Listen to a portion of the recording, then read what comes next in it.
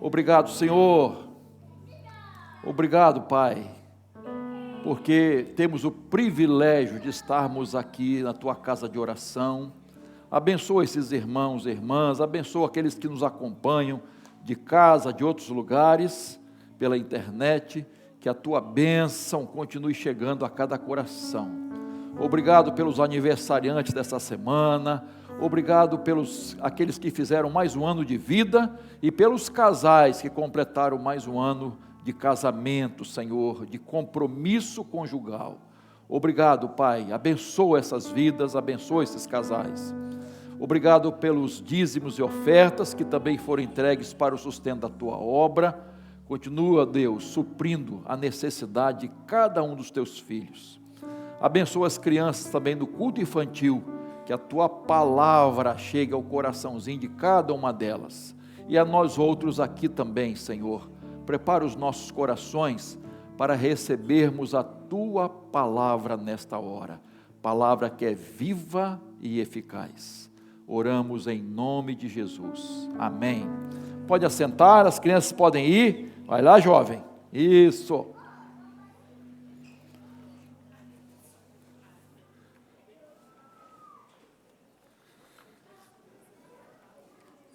Muito bem. Abra a sua Bíblia em Romanos capítulo 8. Tomar um gole d'água hoje aqui, porque a garganta não está muito legal não.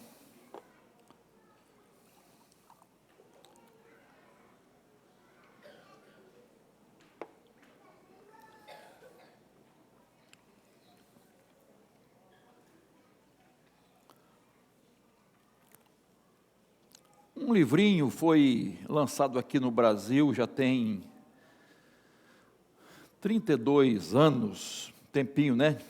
Philip Yancey, ele intitulou o livro de Decepcionado com Deus. E a discussão gira em torno de 3 perguntas. Deus é injusto? Deus está calado? Deus está escondido? É interessante o livro, vale a pena ler. Você já se sentiu assim? Decepcionado, decepcionada com Deus? Deus não correspondeu com as suas expectativas? Não respondeu sua oração como você gostaria? Não te atendeu como você gostaria? Ou demora demais? Não faz tudo na hora que você gostaria que fosse feito? Já se sentiu assim? Um tanto decepcionado, decepcionada com Deus? Já se sentiu mal diante de tanto sofrimento, de coisas que acontecem no Brasil e no mundo? Por que que Deus permitiu certas tragédias? Por que que isso aconteceu comigo? Com a minha família?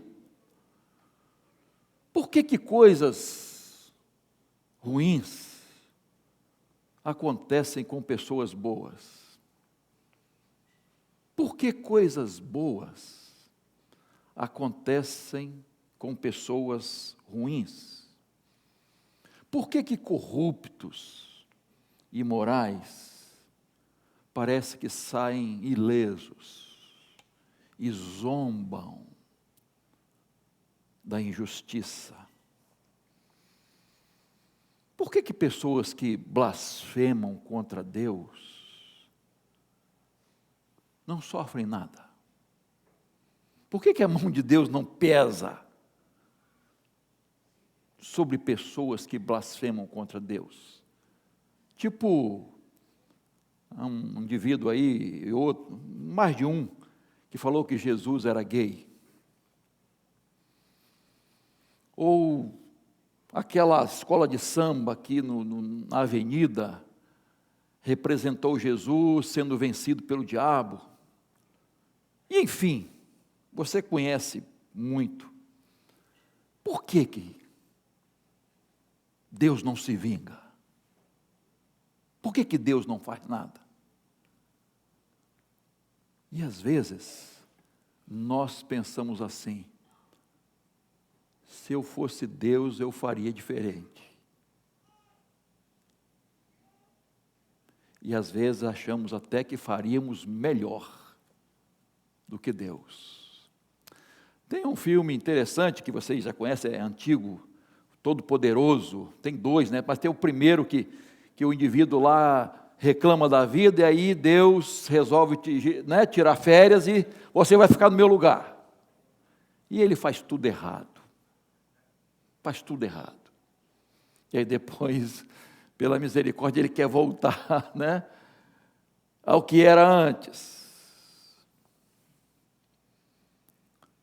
Eu gostaria de abordar este verso da palavra de Deus, Romanos 8, 28, que é muito conhecido.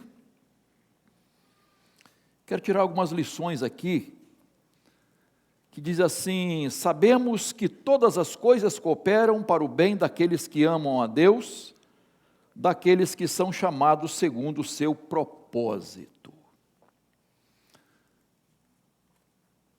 Queridos, às vezes a gente fica pensando, né? Será que isso é verdade? A gente não duvida da palavra de Deus, mas lá no fundo, parece que, sei lá, entende? Mas é muito interessante, queridos, que esse verso começa com uma palavra bem sugestiva: sabemos. Sabemos. Não diz esperamos, não diz supomos, não diz imaginamos, não diz torcemos, diz sabemos. E F.F. Bruce diz que esse verbo expressa não um conhecimento comum, mas um conhecimento de fé. No grego é um termo matemático que fala de exatidão, algo absoluto, inquestionável. Então, o que ele está dizendo, sabemos aqui, não é conjectura hipotética, é algo que diz certeza, convicção, é fundamento da fé, é fundamento da vida cristã, fundamento de fé.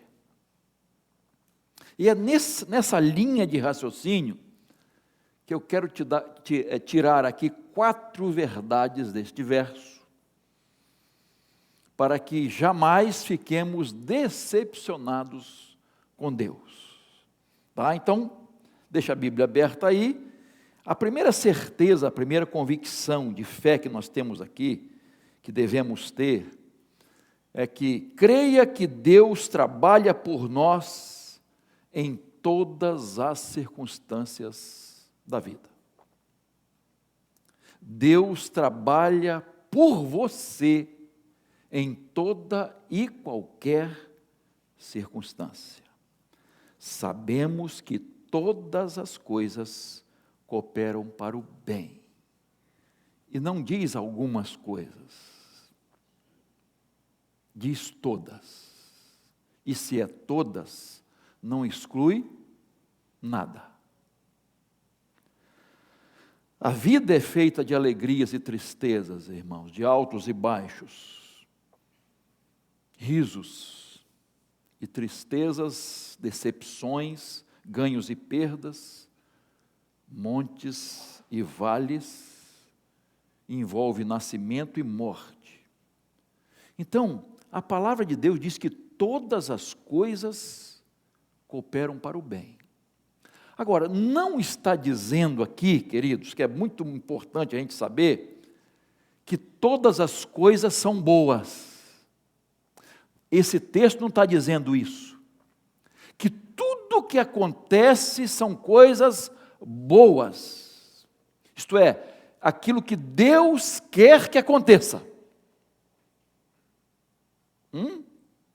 Por favor, tente me entender.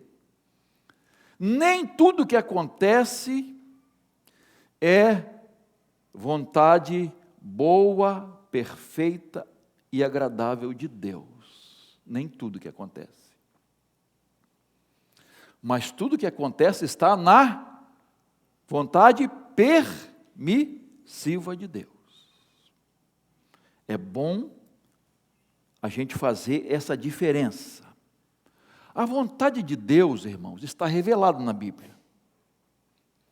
A vontade de Deus está revelada nas Escrituras Sagradas.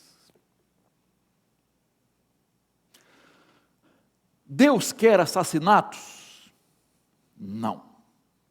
É vontade de Deus que o marido seja infiel à sua esposa? Que a esposa traia o seu marido? E quando isso acontece, Deus quis. É assim? Como é que pode ser isso? Nós estudamos hoje, a questão da escola dominical, na revista, né, a questão do sexo, que Deus estabeleceu um padrão dentro do casamento, não antes e não fora. Dentro do casamento. Será que eu tenho que ter dúvida sobre homossexualismo? Se a vontade de Deus já mostrou que é pecado, que é uma abominação ao Senhor? Será que eu tenho que questionar a vontade de Deus sobre o aborto? Ter dúvida? Será que Deus gostaria, foi a vontade de Deus, que aquela menina, ainda adolescente, se relacionasse com seu namorado e ficasse grávida? Ah, foi a vontade de Deus. Será que o suicídio é a vontade de Deus? Que os nossos filhos estejam nas drogas? Que haja violência doméstica? Ah, é a vontade de Deus. Incesto? Pedofilia? Ah, aquele motorista bêbado atropelou na calçada aquela família, matou todo mundo. Ah, foi a vontade de Deus, se conforma. Aquele namorado, ex-namorado, que assassina a namorada e o namorado atual, porque ele estava insatisfeito, ele não concordava com a separação. Ah, foi a vontade de Deus. Irmãos, a gente não pode confundir o que é a vontade de Deus, boa, agradável e perfeita, e o que Deus permite que aconteça. Quantas vezes você já ouviu alguém falar assim: oh, meu irmão, minha irmã, se conforma, foi a vontade de Deus. Deus quis assim.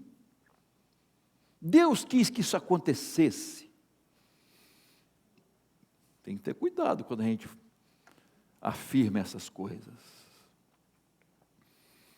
Não podemos esquecer, irmãos, que o mundo jaz no maligno. Não podemos esquecer de uma lei muito conhecida, que a gente colhe aquilo que planta. A gente precisa lembrar que nós, no nosso livre-arbítrio, fazemos nossas escolhas, tomamos nossas decisões, mas não escolhemos as consequências das nossas decisões. E que toda ação provoca uma reação. Nós precisamos lembrar disso. É muito comum a pessoa pensar assim: por que Deus deixou isso acontecer comigo? Por que logo comigo, com a minha família, com meus filhos? Por que Deus permitiu isso acontecer? Eu acredito, irmãos, que esse texto está nos ensinando o seguinte: que mesmo que coisas ruins aconteçam, Deus tem o poder de reverter, de pegar aquele mal e transformar de alguma forma em bênção para nós. Não é aquilo que Deus queria, mas Ele tem poder, pela sua graça e misericórdia, de reverter aquele mal, de alguma forma, trazer um bem para você. Não é o que Deus queria, mas Deus, pela sua misericórdia, graça e poder, pega aquele mal e transforma num bem para você. Vamos dar um exemplo. José do Egito. Irmãos, Deus queria que houvesse aquela celeuma entre os irmãos, aquele ódio, aquele ciúme doentio entre os irmãos? Será que foi a vontade de Deus que eles pegassem aquele menino e jogassem num poço, e depois vendê-lo como um escravo, com um sentimento de vingança, de ódio do irmão? Será que Deus queria isso? Será que Deus queria que eles mentissem para o pai, e inventaram uma história fantasiosa? O que poderia acontecer? Que um animal o devorou, e que olha, o sangue na roupa dele, e que eles enganassem o pai tantos e tantos anos, o pai pensando que aquele filho estava morto. Será que Deus queria isso, queridos? Agora, lá em Gênesis capítulo 50, verso 20, olha bem o que José diz para os seus irmãos. Dá para projetar aí? Gênesis 50, 20. Olha o que ele diz: vocês, na verdade, planejaram o mal contra mim, porém, Deus o tornou em bem, para fazer como estão vendo agora, que se conserve a vida de muita gente. Deus pegou tudo aquilo de errado que eles fizeram e transformou em bem, em bênção. Será que a gente pode crer nisso, irmãos? Que Deus trabalha por nós em todas as circunstâncias da vida? A segunda lição que eu tiro aqui, queridos, certeza de fé. Então, creia que Deus trabalha em nós, em todas as circunstâncias da vida. Ele trabalha por nós e também trabalha em nós. Todas as coisas contribuem para o bem. Pastor, podemos definir o que é bem? Será que sabemos com certeza o que é bem e o que é mal? O que é bom e o que é ruim? O que é derrota e o que é vitória? Será que podemos definir que aquilo que nós achamos que é bom vai ser uma desgraça? E aquilo que de repente nós achamos que é um mal, algo ruim demais, mas vai ser uma bênção para a nossa vida. Repito, aquilo que é uma derrota, e aí Deus faz com que tudo aquilo contribua para uma vitória maravilhosa.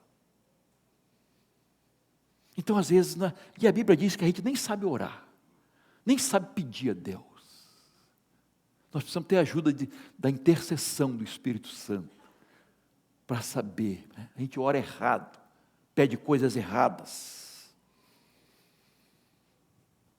a gente não sabe o que é melhor para nós. nós não sabemos o que é melhor para nós. Mas nós não gostamos, irmãos, de lutas, de provações, de tempestades, de dores. Ninguém gosta de sofrimento, passar perrengue. Mas será que não está na agenda de Deus essas dificuldades e lutas para nos abençoar? Será que não está na agenda de Deus para aquilo servir de bênção para a nossa vida? Irmãos, é só a gente abrir a Bíblia. É só abrir a Bíblia e ver como é que Deus trabalhou na vida dos homens de Deus, aqueles que foram usados poderosamente por Deus, homens e mulheres. Outro exemplo bíblico, muito conhecido, Jó. Como esse homem sofreu, penou, né, irmãos? Jamais gostaríamos de passar pelas provas que ele passou. Mas lá no meio do furacão, no olho do furacão, no centro da provação, ele diz lá no capítulo 42, verso 5, eu te conhecia só de ouvir falar, só do que as pessoas falavam, mas agora te conheço face a face, agora eu te conheço de verdade. O livro de Jó podia parar aqui, queridos, parar aqui. Deus trabalhou na vida de Jó. E ele já estava ricamente abençoado. Ele falou isso antes de Deus mudar o cativeiro dele.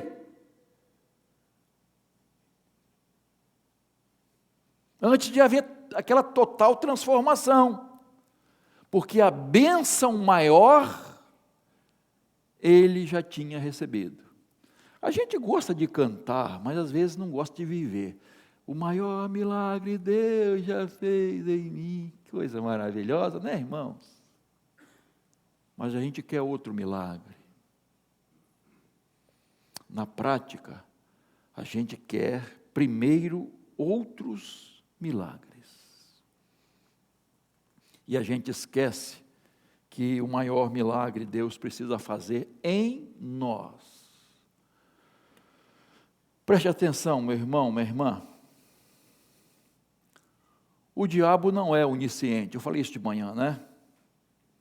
Ele não sabe o dia de amanhã, nem daqui a 1 minuto. O diabo não sabe. O diabo queria destruir a vida de Jó. O diabo queria destruir a família de Jó. Ele queria destruir a fé de Jó e a integridade de Jó. Tanto que a mulher, no desespero, a esposa disse o quê? Você ainda mantém a sua integridade. O diabo queria destruir. Mas tudo que o diabo tentou fazer contra Jó e fez, Deus transformou em bênção para Jó. O que nós entendemos aqui, irmãos? Deixa eu te falar uma coisa, por favor. Aí eu repito a frase da missionária, seja forte. Seja forte, por favor. Deus usou o diabo para abençoar Jó. Isso soa meio ruim aí para você? Puxa, pastor.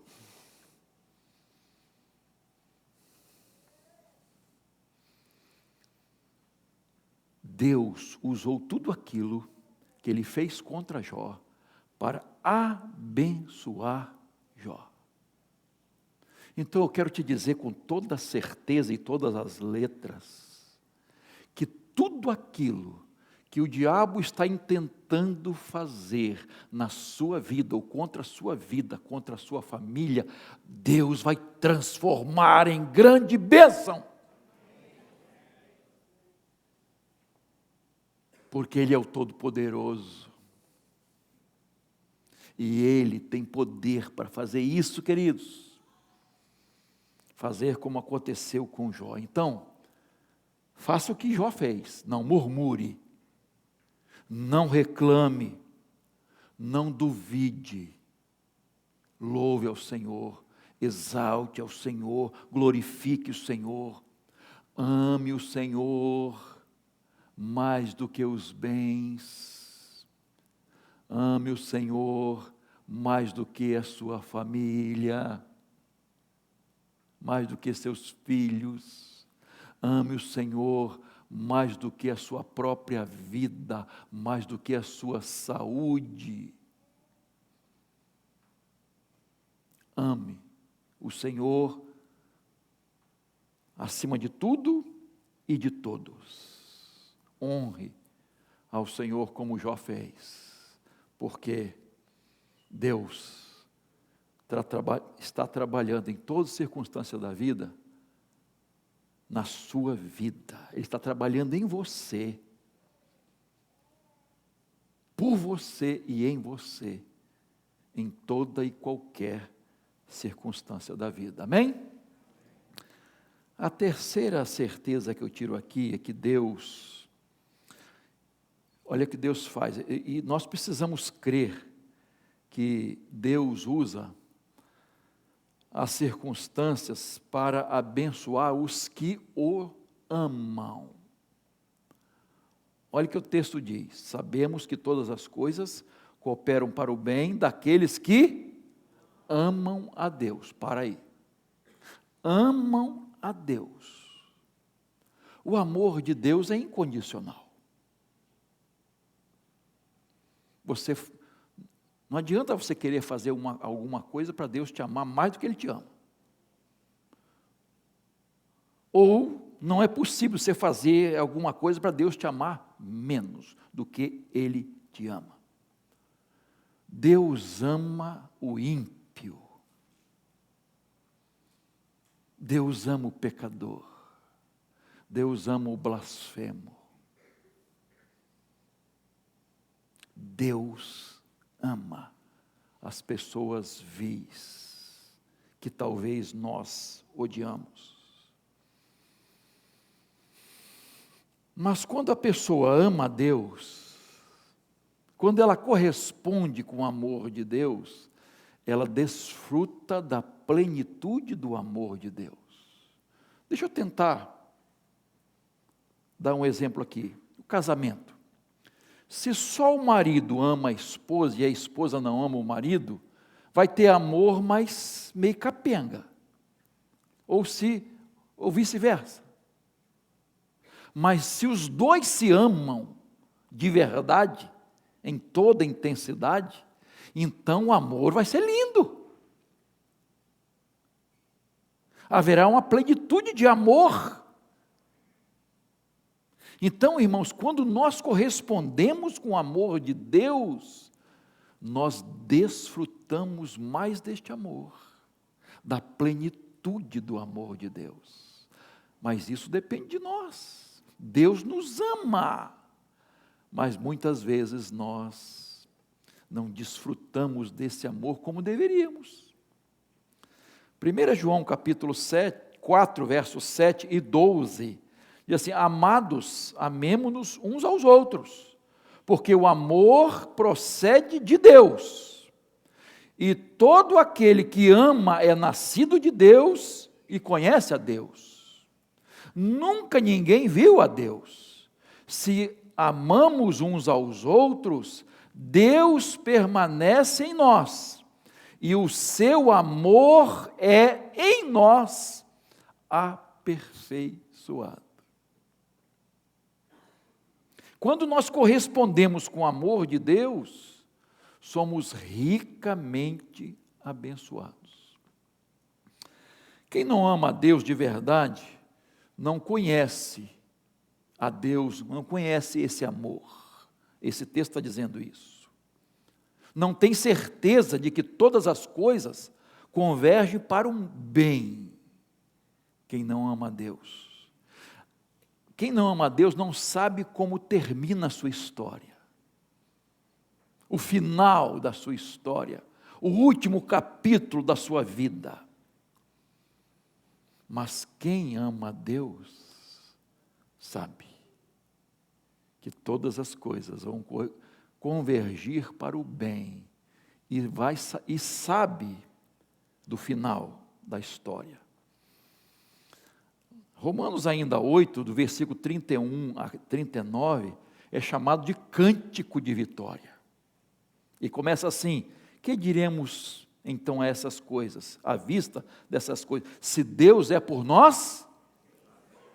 E aí continua: aquele que nem mesmo seu próprio filho poupou, antes o entregou por todos nós.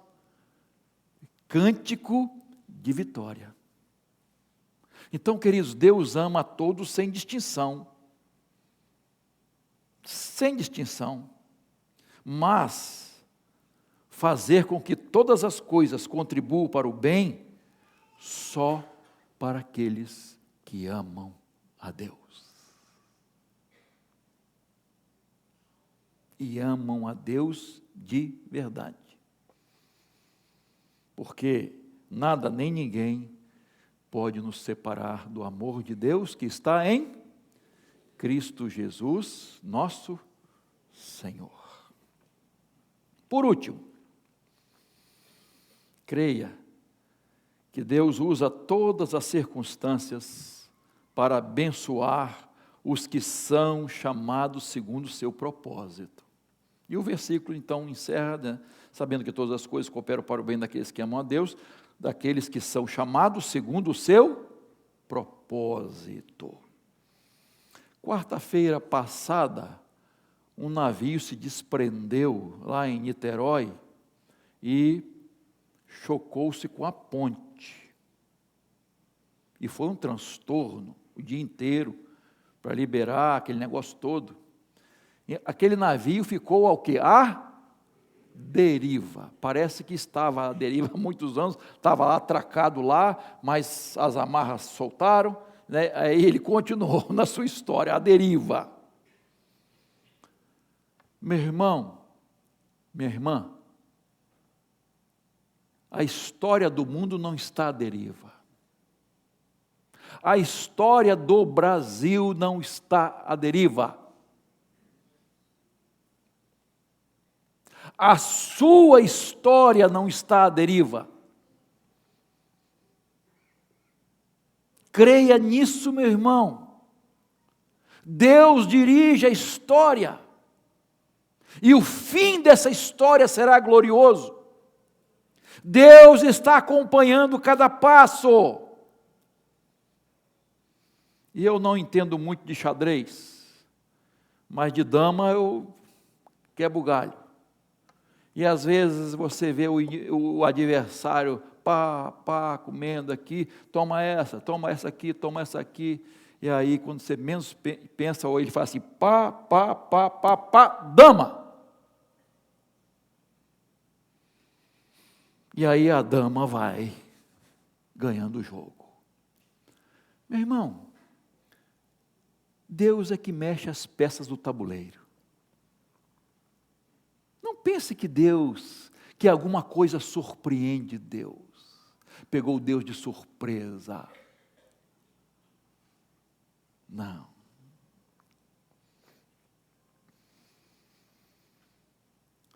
O Senhor é Senhor. O nosso Deus é Senhor. A nossa vida. Meu irmão, creia que a sua vida está nas mãos de Deus. Creia que a sua família está nas mãos de Deus. Creia nisso, meu irmão.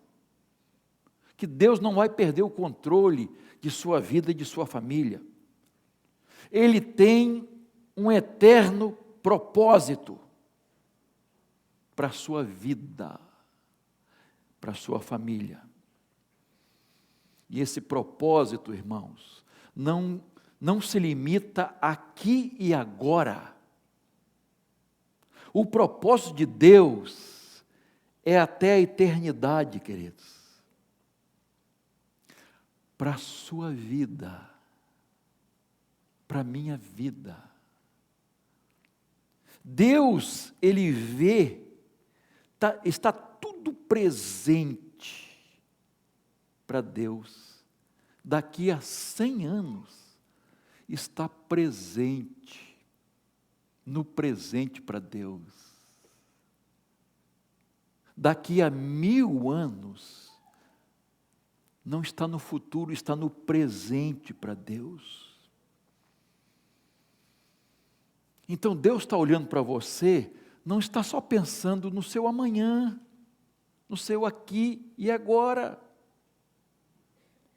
Ele tem um propósito eterno. Então preste atenção.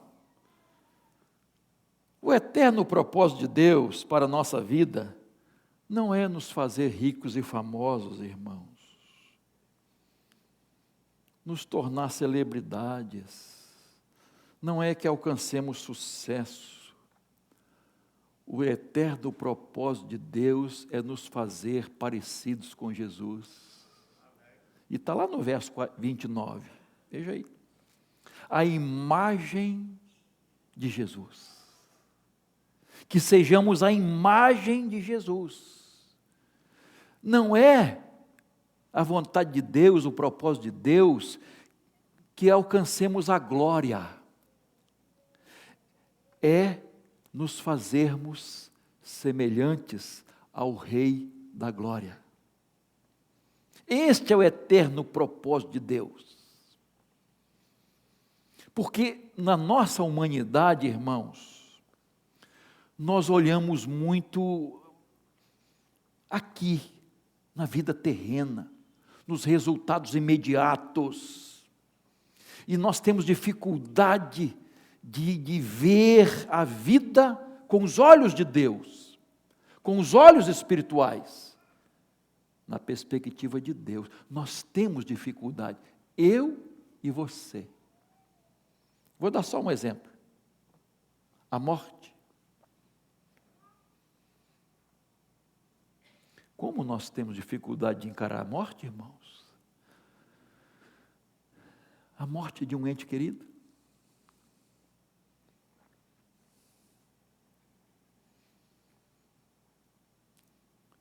Mas é preciso olhar a morte com olhos espirituais, com olhos de Deus. Por isso que, às vezes, a gente não entende por que Jó perdeu 10 filhos. Jó não perdeu. Os 10 estavam com o Senhor. Ele recebeu mais 10 para cuidar, para discipular. Por isso que não foi dobrado, tudo foi dobrado, menos os filhos, porque 10 estavam com o Senhor. Nós perdemos aquilo que não sabemos onde está. Seu querido, sua querida que partiu com Jesus, você sabe onde está. Então você não perdeu, está com o Senhor. Perspectiva de Deus, irmãos. Saber que o Senhor está conduzindo as coisas para o seu eterno propósito. O que Deus precisar permitir na sua vida para te lapidar, Ele vai permitir. Eu já contei uma historinha aqui, vou repetir. Um homem estava desesperado, tudo dando errado, desempregado, dívidas. E aí ele saiu sem rumo, sem direção. Sabe quando a pessoa está assim? Eu vou já você sentiu essa vontade? Eu vou sumir. E ele foi, andou. Quando ele não aguentava mais, ele passou diante de uma construção. Era uma catedral sendo construída. Aí ele entrou e tinha um homem, sabe, cadê varão? Aquele formão antigo, né? Agora tem a elétrico, né, varão? Plana antiga, né? Preparando uma peça. Formão é aquele outro, né? Obrigado, varão. Aquela plana antiga. Aí ele perguntou: o que você está fazendo aí? Aí, olha a resposta do trabalhador: eu estou talhando essa peça aqui embaixo, para encaixá-la lá em cima. Está vendo o lugarzinho dela lá? Ela vai para lá.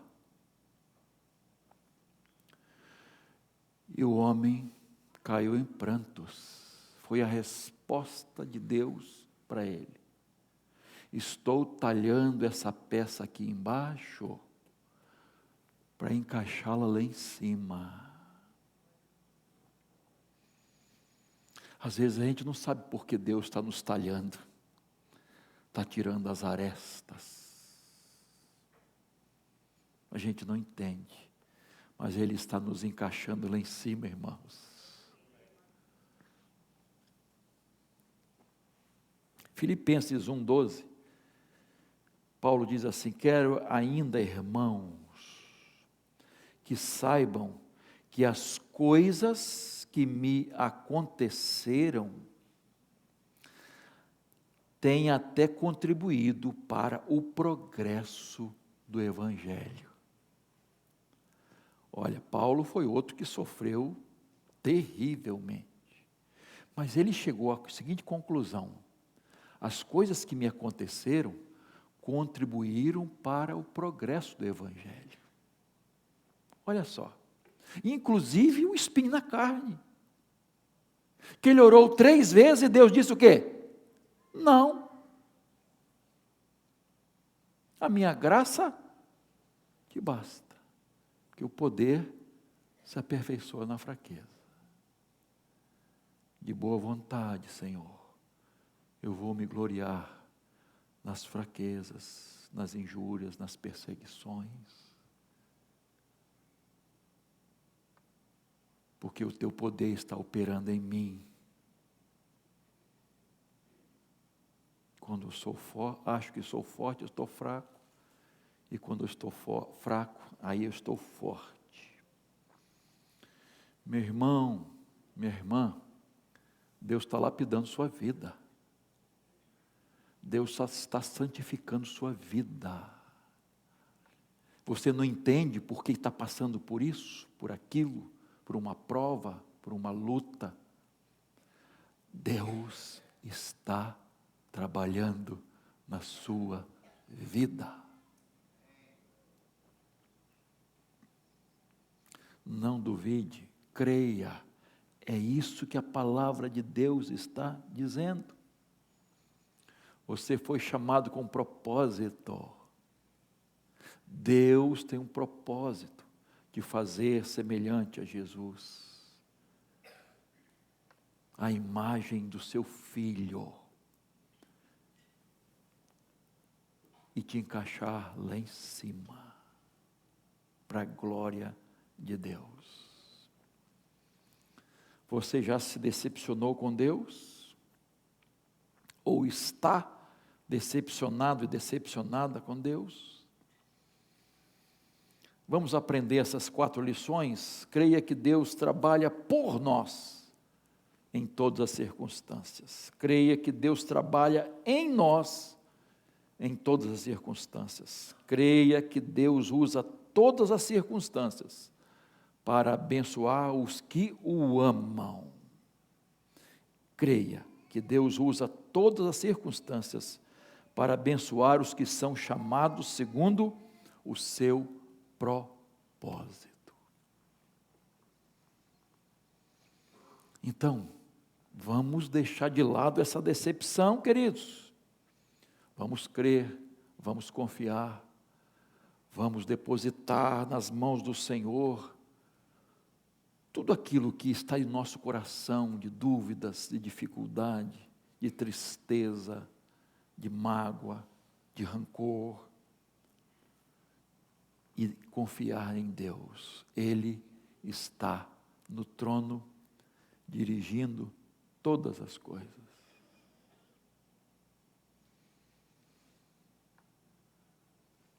Vou repetir outra história, já contei aqui. Uma mãe chegou para o pastor e disse: pastor, onde estava Deus quando meu filho morreu? Ele disse: estava no trono, no mesmo lugar quando o filho dele morreu, na cruz.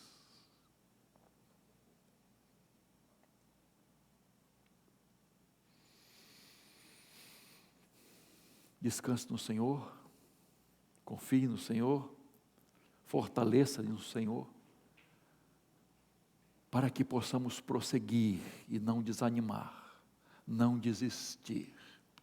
Aquilo que pode estar parecendo uma derrota, Deus vai transformar em bênção, numa grande vitória para a sua vida. Até mesmo aquilo que o inimigo está tentando fazer, para destruir sua vida, sua família, seu casamento, sua fé.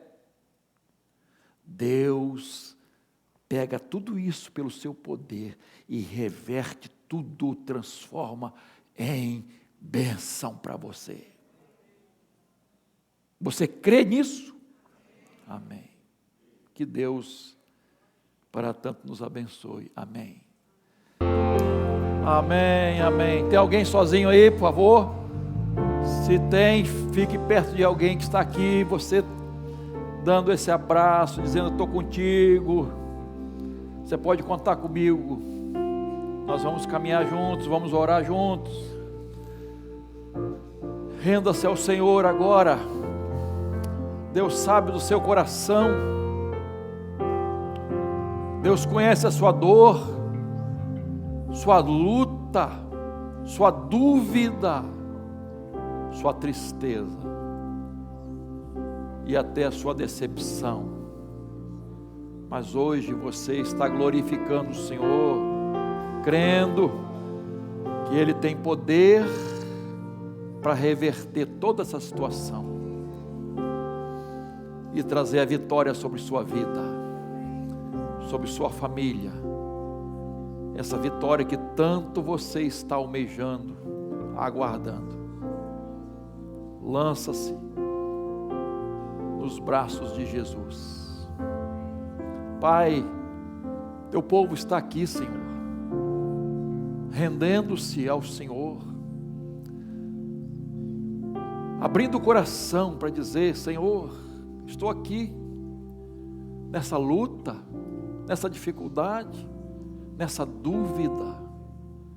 Senhor, transforma isso. Transforma, Pai, e a partir de hoje eu vou te glorificar na dor, na dificuldade, na luta, sabendo que o Senhor está trabalhando, o Senhor está usando tudo isso para me abençoar e preparar meu coração, minha vida, minha fé. Creia agora no Senhor. Pai, teu povo está aqui, rendendo-se ao Senhor. Ouve, Senhor, atende a cada coração, que essa pessoa saia daqui hoje, convicta, leve, em paz, tranquilidade, sabendo que o Senhor está agindo na vida dela, com todo o poder e glória. Age, Senhor, e toda honra, toda glória, nós sempre daremos ao Senhor. Nós lhe pedimos que nos leve em paz também para os nossos lares e dás uma semana de alegria, de paz, de vitória na tua presença maravilhosa, pois oramos agradecidos em nome de Jesus. Amém.